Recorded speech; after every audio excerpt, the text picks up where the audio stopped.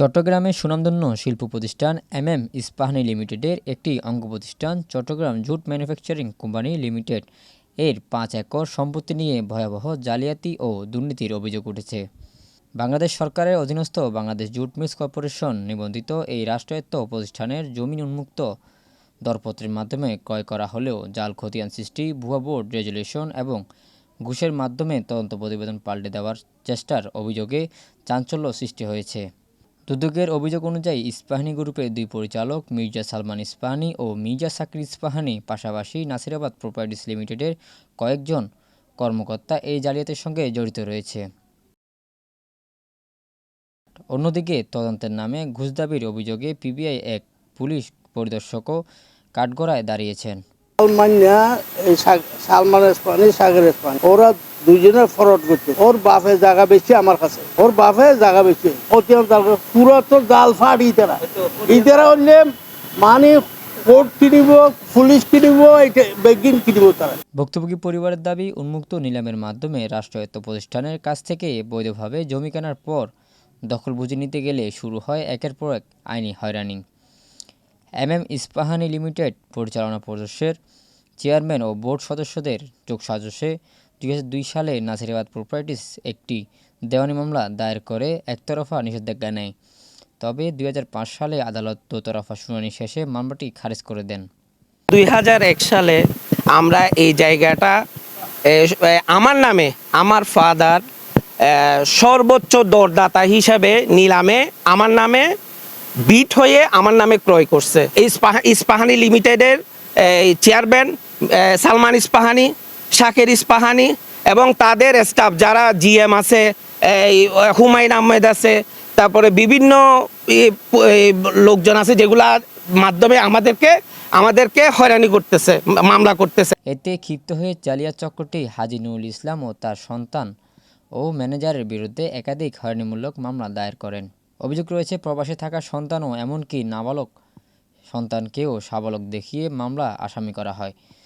বিচারিক আদালত এসব মামলায় তাদের অব্যাহতি দিলেও প্রভাবশালী পক্ষটি বর্তমানে আপিলের মাধ্যমে হয়রানি অব্যাহত রেখেছে। এই ইপিক ডেভেলপমেন্টের চুক্তিপত্র সম্পর্কে জানার পরে হাজী নুরুল ইসলাম সাহেবের ছেলে নুরুল আলম, যিনি আমার বস, উনি আবার ফৌজদারি অভিযোগের ভিত্তিতে জালিয়াতি করে যে দলিল খতিয়ান সৃজন করা হয়েছে সেটার বিরুদ্ধে একটা মামলা করেছিল। সেটা মেট্রোপলিটন ম্যাজিস্ট্রেটের মামলাটা এটা পিবিআইতে তদন্ত দেয় এবং পিবিআইয়ের একজন তদন্ত অফিসার উনি এই আসামি পক্ষের সাথে বায়াসড হয়ে ওনার বিরুদ্ধে মানে আর্থিক লেনদেন এবং ওনার থেকে আর্থিক লেনদেন করে ভুয়াভাবে একটা তদন্ত রিপোর্ট সাবমিট করে আদালতে, সেটাও চলমান। এবং এই পুলিশের এই পিবিআইয়ের কর্মকর্তার বিরুদ্ধে আমরাও অভিযোগ করেছি। হাজী নুরুল ইসলামের ছেলে নুরুল আলম সাহেব উনি অভিযোগ করেছে। অভিযোগটা স্টিল বর্তমানে এটা প্রক্রিয়াধীন আছে। কত টাকা চেয়েছে উনি? আমি শুনেছি এই পিবিআই তদন্ত কর্মকর্তা ওনার থেকে 10 লাখ টাকা ঘুষ চেয়েছিল। ঘুষ চাওয়ার পরে উনি এটার বিরুদ্ধে আপনার এটা মিনিস্ট্রিতে আপনার উপদেষ্টা বরাবর উনি একটা আবেদন করেছে এই ওনার থেকে অনৈতিক যে টাকাটা, ঘুষের টাকাটা চাইছিল সেটার বিরুদ্ধে।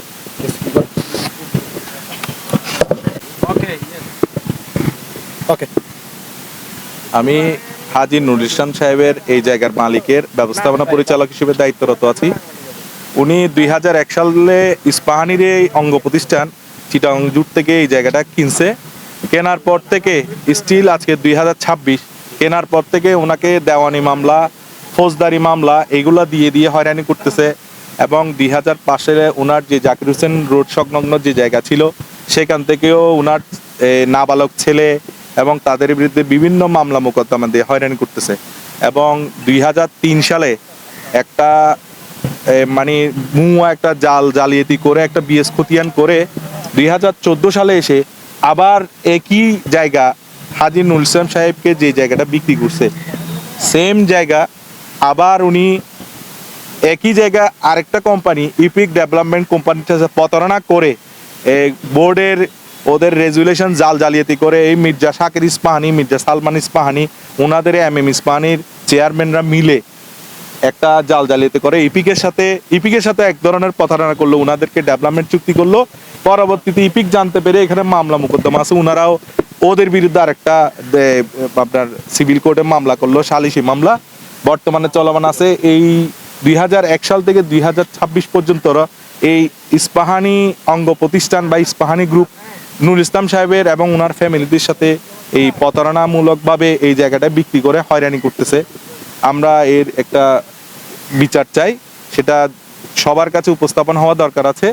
এখন এইটা আমরা অলরেডি এটার বিরুদ্ধে হাজী নুরুল ইসলাম সাহেবের ছেলে দুদকে মামলা করেছে, দুদকে অভিযোগ করেছে এবং বিভিন্ন পত্রপত্রিকায় অলরেডি আগেও সংবাদ সম্মেলন করেছে। আমরা এর একটা সুবিচার চাই। জালিয়াতির প্রতিকার চেয়ে 2023 সালে হাজী নুরুল ইসলামের পুত্র নুরুল আলম চট্টগ্রাম সিএমএম আদালতে মামলা দায়ের করেন। মামলা তদন্তভার প্রায় সিআইডি চট্টগ্রাম। তবে বাদীপক্ষের অভিযোগ, সিআইডি পরিদর্শক দোলন কুমার বিশ্বাস প্রভাবশালীদের প্রভাবে মামলার সত্যতা এড়িয়ে যাওয়ার চেষ্টা করেন। এই কারণে তার উপর লিখিত অনাস্থা জানানো হয় বলে জানান বাদীপক্ষের আইনজীবী। যে ওনারা 2001 সালে হচ্ছে যে নিলামে অ্যাবান্ডন প্রপার্টি কিনছেন, সরকারি মানে হ্যাঁ আচ্ছা সরকারি এটা কিনছেন। তো কেনার পর থেকে হচ্ছে যে তাদেরকে নানাভাবে হয়রানি করছে এবং জাল খতিয়ান সৃজন করছে, মানে অন্য 54 সালের একটা দলিল দেখিয়ে। এই বিষয়গুলো নিয়ে একটু বলেন যদি। ওই আমাদের ক্লায়েন্ট হাজী নুরুল ইসলাম আর তার ছেলে নুরুল আলম সম্পত্তিটা হাজী নুরুল ইসলামের পক্ষে 2001 সালে নিলামে খরিদ করেছেন সর্বোচ্চ নিলামদাতা হিসেবে। উনি বিটে চ্যাম্পিয়ন হয়ে এই দলিলটা ক্রয় করেছেন 8 একর সম্পত্তি, 5 একর সম্পত্তি। এই 5 একর সম্পত্তি ক্রয় করেছেন Chittagong jute manufacturing limited company থেকে। এই সম্পত্তিটা ক্রয় করার পর এটা ওনারা চিটাগং জুট ম্যানুফ্যাকচারিং কর্পোরেশন করলো কি, প্রথমে নুরুল আলমকে বিটে জয় হওয়ার পর ওনাদেরকে একটা রেজিস্ট্রি কবলা দিল 1 একরের ব্যাপারে, আর এটা দিল নুরুল আলমের বরাবর। তারপর আর 4 একরের পাওয়ার দিল হাজী নুরুল ইসলামের কাছে। হাজী নুরুল ইসলামের কাছে পাওয়ার দেওয়ার পর হাজী নুরুল ইসলাম কি করলো, সেখান থেকে 2 একর সম্পত্তি তার স্ত্রীকে বিক্রয় করলো। আর 2 একর সম্পত্তি একই তারিখে একই দিনে তার পুত্র নুরুল আলমকে বাইনা দিল। এই বাইনা দেওয়ার পর থেকে তারপর এইটা দেওয়ার পর একটা থার্ড পার্টি বলতে নাসিরাবাদ প্রপার্টিজ লিমিটেড, ওনারা এসে কি করলো, এই যে নিলামে ক্রয়কৃত সম্পত্তি, যে সম্পত্তির ব্যাপারে যে দলিল পাওয়ার বাইনা হয়েছে ওগুলা সব বাতিল চেয়ে 2টা মামলা করলো দ্বিতীয় যুগ্ম জেলা আদালতে। একটা হলো 85/2002, একটা 86/2002। ওই মামলাগুলো এখনো বিচারাধীন আছে, এখনো তাদের দলিলগুলা কোর্ট কর্তৃক বাতিল হয়নি। আমরাও ওই যে নিলামের ধারাবাহিকতায় হাজী নুরুল ইসলামের পক্ষে এবং নুরুল আলমের পক্ষে বিবাদী হিসেবে মামলায় কন্টেস্ট করছি। ইতিমধ্যে এই যে নাসিরাবাদ প্রপার্টিজ লিমিটেড ওনারা কি করলো, ওনাদের 54 সালের একটা দলিল আছে, ওই 54 সালের দলিল দেখিয়ে একটা এই 2003 সালে একটা মিউটেশন খতিয়ান করলো। মিউটেশন খতিয়ানটা করলো যেখান থেকে, যে খতিয়ান থেকে মিউটেশন খতিয়ান করেছে যে বিএস থেকে, ওই বিএসটা হলো আবার ইস্পাহানির নামে। ওনাদের দাবি হলো কি 1954 সালে ইস্পাহানি ওনাদেরকে একটা কবলা দিয়েছেন, ওই কবলার ধারাবাহিকতায় উনি মিউটেশন করেছেন। উনি মিউটেশন করার সময় কি করলো, ওই যে চিটাগাং জুট কর্পোরেশন আমাদেরকে যে কবলাগুলা দিয়েছে হাজী নুরুল ইসলামকে, ওই সম্পত্তিগুলোও সেখানে অন্তর্ভুক্ত করে ফেললো ওই মিউটেশনের মধ্যে। ওই মিউটেশনটাকে আমরা চ্যালেঞ্জ করলাম, প্রথমে এসিল্যান্ডে চ্যালেঞ্জ করলাম। এসিল্যান্ডে চ্যালেঞ্জ করার পর এটার বিরুদ্ধে এখানে যখন অর্ডার হলো, তারপর আমরা এডিসি কোর্টে গেলাম। এডিসি কোর্টে এটা এখনো বিচারাধীন আছে। এই মূল বিষয়টা হলো, উনি তো যদি 1954 সালে কবলাটা ক্রয় করে থাকেন ইস্পাহানি থেকে, তাহলে খতিয়ানটা হবে কার নামে? খতিয়ানটা হবে নাসিরাবাদ প্রপার্টিজের নামে, কারণ উনি তো 54 সালে দলিল ক্রয় করেছেন। এই বিএস অপারেশন হয়েছে 1980-তে, 1980 সালে তো ওই বিএস এর কার্যক্রম সম্পন্ন হয়েছে। আর যদি উনি মিউটেশনটা করে থাকেন ইস্পাহানির নাম থেকে ওনার নামে মিউটেশন আসার কোনো সুযোগ নেই, কেন? যেহেতু ওনার নামে বিএস হয়নি। আর যদি উনি মিউটেশন করতে চাই আইনানুগভাবে, তাহলে ওনার থেকে আগে প্রয়োজন ছিল ওই ইস্পাহানির নামে যে খতিয়ানটা হয়েছে বিএস খতিয়ানটা, ওটা সিভিল কোর্ট থেকে বাতিল করে ওই যে খতিয়ানটা ভুল হয়েছে মর্মে একটা আদেশ নিয়ে তারপর উনি একটা মিউটেশন করলে এটা আইনানুগ হতো। তো তো এটা আইনের দৃষ্টিতে উনি এটাকে কোনোভাবে আইনানুগ হয়নি।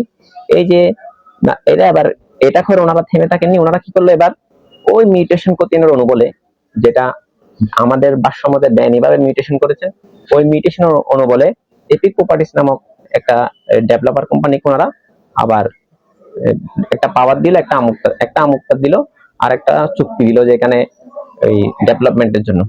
তো এগুলা যখন আমাদের নজর আসলো, আমরা সবগুলা বিষয় মিলিয়ে এগুলার বিরুদ্ধে একটা প্রতিকার চেয়ে আমরা একটা মামলা করলাম দ্বিতীয় যুগ্ম জেলা সদর আদালতে। এটা 223/2022। ওই মামলায় নাসিরাবাদ প্রপার্টিসও এসে কন্টেস্ট করছেন আমাদের সাথে, পাশাপাশি কন্টেস্ট করছেন ইপিক প্রপার্টিস। তো সমগ্র বিষয়টা হলো এখন আদালতেই বিচারাধীন আছে। বিভিন্ন কোর্টে একটি প্রপার্টি 5 একর সম্পত্তি নিয়ে মামলা বিভিন্ন কোর্টে বিচারাধীন আছে। আবারও একদিকে আমাদেরও ফরিদা কবল আছে, আমরা ফরিদা কবলার ধারাবাহিকতায় ওই যে নিলামের ধারাবাহিকতায় যে 5 একর সম্পত্তি ক্রয় করেছি, ওগুলাতে ওই হাজি নুরুল ইসলাম ওনার বসতঘর আছে, ওখানে বসবাস করেন। আর বাকি সম্পত্তিগুলো উনি বিভিন্নভাবে ওখানে বাউন্ডারি দিয়ে ভুক্ত করে আছেন। আর সমগ্র বিষয়টা এখনো বিচারাধীন আছেন। যখন আদালত থেকে যে সিদ্ধান্ত হবে তখন সেই সিদ্ধান্তটা সবাই মেনে নিতে বাধ্য থাকবে, এটাই আর কি। আচ্ছা, ওনার যে কাগজপত্রগুলো আপনি দেখেছেন, ওনার লয়ার হিসেবে তো আপনি কাজ করছেন, আপনার কি মনে হয়েছে ওনারা কি আসলে কি মানে প্রতারণার শিকার হয়েছে কিনা, বা তাদেরকে জোরপূর্বক ভাবে তাদের সাথে অন্যায় করা হচ্ছে কিনা? না, তা তো বটেই, প্রতারণার শিকার হয়েছে বলেই তো একটা জিনিস বিচারাধীন আছে। অবশ্য ওদের উপর বেআইনি হয়েছে যে বিষয়গুলা, কারণ ওনারা এই যে সম্পত্তিটা প্রথমে নিলামটা করেছে, নিলামটা একটা ওপেন টেন্ডার হয়েছে, ওপেন টেন্ডার থেকে নিয়েছে, ওপেন টেন্ডারের কাগজপত্রগুলো আছে। উনি ক্যাশ টাকা দিয়ে, চেক দিয়ে নিলামে যে টাকাটা আসছে সম্পূর্ণটা পরিশোধ করার পর দলিল নিয়েছে। দলিল নেওয়ার পর উনি আবার দখলেও আছে। তাহলে ওনার যে একটা লিগ্যালিটি যেখানে সৃষ্টি হয়েছে, ধারাবাহিকতা, ওই ধারাবাহিকতা উনি এখন ওইখানে এই ডকুমেন্টারি এবং ফিজিক্যালি দুইভাবেই উনি রাইটে আছেন। কিন্তু এই যে মাঝখানে থার্ড পার্টিরা এসে যে বিভিন্ন খতিয়ান সৃজন করে, দলিল সৃজন করে, বিভিন্ন পার্টির বরাবরে আমুক্তা দিয়ে যেই সমস্যাগুলো সৃষ্টি করেছেন, সেগুলোর কারণে উনি ভুক্তভোগী বলে আমি মনে করি আর কি।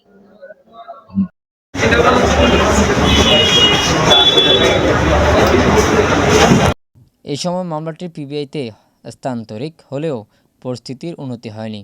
পিবিআই পরিদর্শক মোজাম্মেল হক বাদীপক্ষের কাছে তদন্ত প্রতিবেদনের অনুকূলে দেওয়ার বিনিময়ে 10 লক্ষ টাকা ঘুষ দাবি করেন বলে অভিযোগ উঠেছে। ঘুষ দিতে অস্বীকার জানানোয় তিনি আদালতে মিথ্যা প্রতিবেদন দাখিল করেন বলে ভুক্তভোগী স্বরাষ্ট্র মন্ত্রণালয়ে একটি লিখিত অভিযোগ করেছেন। এই নজিরবিহীন দুর্নীতির বিচার চেয়ে গত বছরের 15 ডিসেম্বর নুরুল আলম স্বরাষ্ট্র মন্ত্রণালয়ে লিখিত অভিযোগ দায়ের করেন। বর্তমানে অভিযোগটি তদন্ত করছে পিবিআই ঢাকা বিভাগের অ্যাডিশনাল ডিআইজি মোহাম্মদ আলিমুজ্জামান। এদিকে অভিযুক্তদের সাথে যোগাযোগ করা হলে তারা বিষয়টি আদালতে বিচারাধীন রয়েছে বলে দাবি করেন। বিরুদ্ধে করা হয়েছে। নাসিরাবাদ প্রপার্টিস তো একটা কোম্পানি কার বিরুদ্ধে? নাসিরাবাদ প্রপার্টিস কি কোনো দলিল করেছিল? তো তাহলে নাসিরাবাদ প্রপার্টিস কেন দায় নিবে? এটা করতেই পারে। কারো অভিযোগ যদি আদালতে থাকে সে বিষয়ে কি আমি মন্তব্য করতে পারি? আসলে আইনত আমি কোনো মন্তব্য করার অধিকার রাখি না। যেহেতু উনি একটা কোথাও কোনো একটা ফোরামে উনি মামলা করেছেন, মামলার যেটা যথাযথ প্রক্রিয়া সেটা আদালত সম্পন্ন করবেন, করে এটা যেটা ভার্ডিক্ট দিবেন আদালত সেটাই গ্রহণযোগ্য হবে। সেটা তো আমি জানি না, আমাকে তো এখনো কোনো নোটিশ, আমি এই কোম্পানির আইন কর্মকর্তা, আমার কাছে যখনই নোটিশ আসবে প্রপার প্রসিডিউরটা আমি ফলো করব।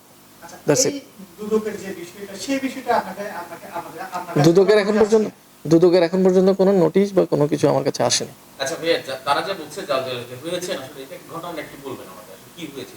এখন আমি তো অভিযোগ সম্পর্কে কোনো কিছু জানি না। জালিয়াতের যে জিনিসটা আমি জানি না সেই জিনিসটা আমি কোনো আগাম মন্তব্য করতে পারি। নাসিরাবাদ প্রপার্টিস ওনাদের সাথে কোনো অভিযোগকারী কে?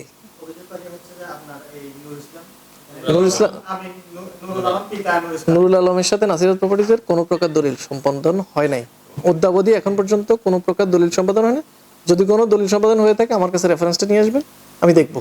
কিন্তু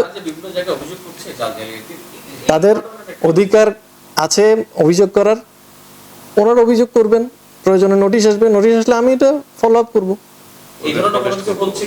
আমার জানা মতে নেই, আমার জানা মতে থাকলে আমি জানাইতাম, আমি এখনো জানি না।